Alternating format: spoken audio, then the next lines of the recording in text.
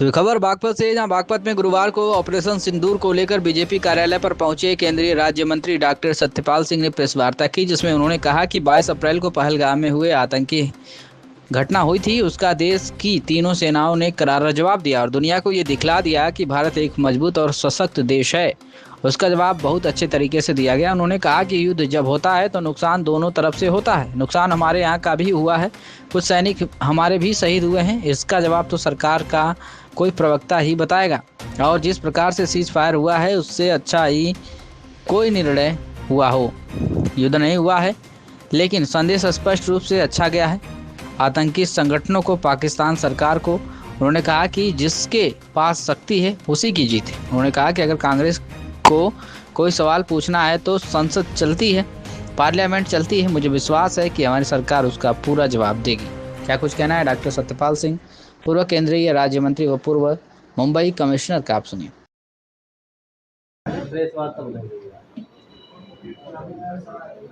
देखिए, इस प्रेस वार्ता का एक ही आज उद्देश्य है कि पहलगाम की बहुत ही घृणित, विभत्स और बर्बर जो आतंकवादी हमला हुआ 22 अप्रैल को, उसका हमारे देश की सेनाओं ने, इस देश के आदरणीय प्रधानमंत्री नरेंद्र मोदी जी के नेतृत्व में जिस प्रकार से 6 और 7 मई की रात को आतंकवादियों के ठिकाने पर जिस प्रकार से स्ट्राइक की गई, उनके ठिकाने नष्ट किए गए, उसी के बारे में संक्षेप में आप सब लोगों के माध्यम से बागपत की जनता को बताने के लिए मैं यहाँ आज उपस्थित हुआ। और मैं अपनी तरफ से, आप सब लोगों की तरफ से, पूरे बागपत की जनता की तरफ से, जहाँ देश के प्रधानमंत्री जी का मैं अभिनंदन करता हूँ, उसी तरह से देश की तीनों सेनाओं का, उनका भी मैं बहुत बहुत अभिनंदन करता हूँ कि उन्होंने पूरे देश की जो आकांक्षा थी, पूरे देश की जिस प्रकार से एक अपेक्षा थी कि इस आतंकवादी हमले का, इस पहलगाम के हमले का एक बदला लिया जाए, बहुत ही, जिसको मैं कह सकता हूँ, बहुत ही बुद्धिमत्ता पूर्वक लिया हुआ एक बदला है। पाकिस्तान के किसी सिविलियन ठिकाने को निशाना नहीं बनाया गया, किसी मिलिट्री के इंस्टॉलेशन को ठिकाना नहीं बनाया गया, केवल मात्र आतंकवादियों के ठिकाने को ही निशाना बना करके इसका एक बदला लिया गया। ये केवल बदला नहीं है, ये एक प्रकार का बहुत बड़ा सबक आतंकवादी संगठनों को भी है, साथ साथ पाकिस्तानी सरकार को भी है। जिस प्रकार से वहाँ स्टेट स्पॉन्सर्ड आतंकवाद चलता रहा और दशकों से चलता रहा, एलईटी जैसे जो संगठन हैं, या जो जिसने जैसे बताते हैं कि TRF, दी रेजिस्टेंस फ्रंट, जिसने शुरुआत में पहलगाम की जो है अपनी जिम्मेदारी ली थी, कि हम लोगों ने किया। आप सब लोगों को शायद ये बात मालूम होगी कि एलईटी का एक प्रॉक्सी और संगठन है। बाद में उन्होंने रिट्रैक्ट किया, अलग बात है। और उनको जिस प्रकार से पाकिस्तान के लोग, या ISI कह लीजिए, वहाँ की सेना के लोग जिस प्रकार से उनको मदद करते रहे, ये उनके लिए भी एक बहुत बड़ा संदेश है।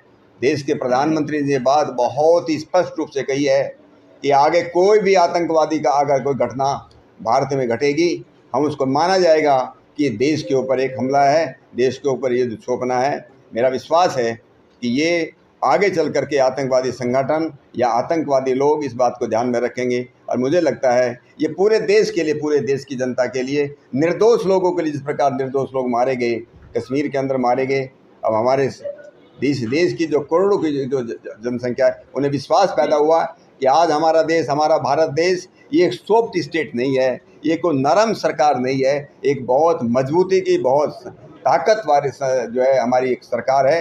उसका संदेश बहुत स्पष्ट रूप से दिया गया है।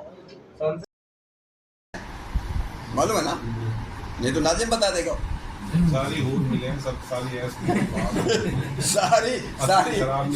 असली शराब इतनी बढ़िया विस्की मिलती है वहाँ, समझे क्या? और वो कोई बोतल में नहीं आती, नदी बहती है, समझे ना, पूरे मिलती है। तो खैर वो तो जन्नत, भाई किसने देखा, को आकर बताया नहीं किसी ने कि वहाँ वास्तव में ऐसा था क्या। तो कसाब से पूछा हम लोगों ने, भाई जन्नत से कोई आकर के बताए ये बात है कि उसने ऐसे देखा, ये तो कोई मिलता नहीं। लेकिन यहाँ क्या बताया गया, तो 2 बातें उसने बताई। एक बात है ये कि मरने के बाद मान लीजिए मर गए, एक तो उनके चेहरे पे मरने के बाद भी बड़ी चमक होती, ग्लो होता है, उदास मुरझाए हुए चेहरे नहीं होते। एक तो ये ठीक है।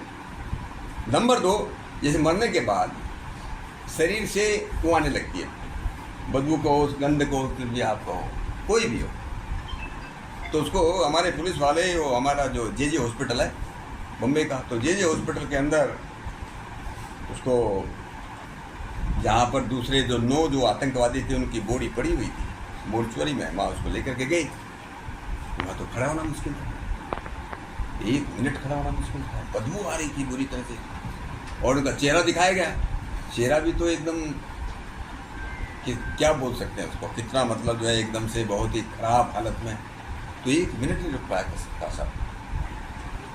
तो उसको महसूस हुआ कि हमको जो बताया गया वो तो सब गलत था। मेरा कहना है कि इनको ब्रेन वॉश करने वाले लोग, आप ये समझिए, एक जवान आदमी, पढ़ा लिखा आदमी भी कई बार जो मतलब जिसको बोलते हैं ना सुसाइड बम्बर बन जाता है। इतना ब्रेन वॉश करने वाले जो लोग हैं, इतना तैयार कर देना कितनी बड़ी बात होगी इनकी। तो इसलिए मैं कह रहा हूँ कि जब तक ये उपदेश इस प्रकार के, उसको उपदेश कहना भी चाहिए नहीं, क्या बोलेंगे मुझे मालूम नहीं, अंग्रेजी में तो प्रीचर बोलता है। मेरा एक लेख है, टाइम्स ऑफ इंडिया में छपा है, आतंकवाद को ख़त्म करना है तो ये जो जिहादी आइडियोलॉजी है इसको कैसे ख़त्म किया जाए। तो जिहादी आतंक विचारधारा की ख़त्म होनी चाहिए। नक्सल विचारधारा जो है, या मार्क्सिस्ट विचारधारा या माओइस्ट विचारधारा, वो ख़त्म कैसे होगी। जब तक हमारा इस पर काम नहीं होगा तब तक ये थोड़ा बहुत चलता रहेगा।